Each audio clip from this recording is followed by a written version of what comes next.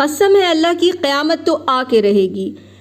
قل ای و ربی، کہہ دو قسم ہے میرے رب کی، انہ لحق، بے شک وہ تو آ کے رہے گی، اس کو کوئی ٹال نہیں سکتا۔ جب مکہ والوں نے پروفٹ کو سوال کر کر کے پریشان کیا، قیامت لا کے دکھاؤ، اچھا جس قیامت کی بات کرتے ہو دکھاؤ ہم کو لا کے، تب ہم ایمان لائیں گے، تو اس پہ اللہ نے کہا اثم اذا ما وقع آمنتم بھی، کیا جب قیامت سامنے آ جائے گی تب تم اللہ پہ ایمان لاؤ گے؟ الآن، اب تم ایمان لائے ہو، وقد کنتم به تستعجلون،